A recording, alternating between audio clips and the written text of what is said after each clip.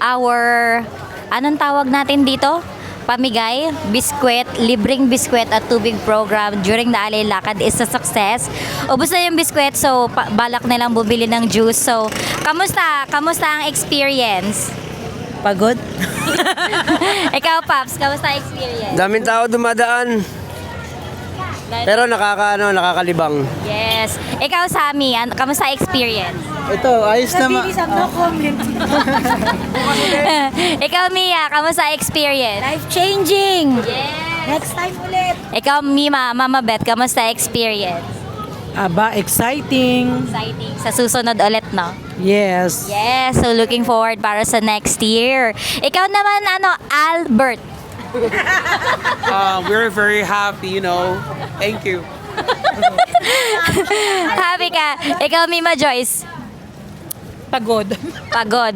So, Pagod yung po. May parang lang. Ay, wag ka. May test. parang iba yun.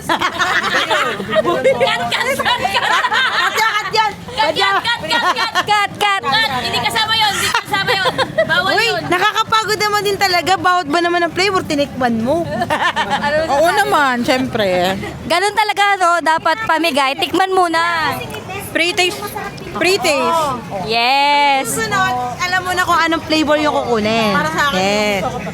Yes. So, Meron kami pa pre-juice with glutathione and collagen. kasi marami pa kaming tubig.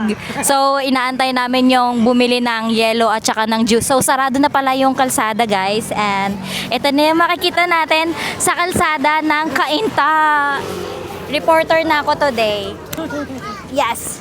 Pwede na ako mag-apply sa GMA. Yes. Tingnan mo naman yung mic ko.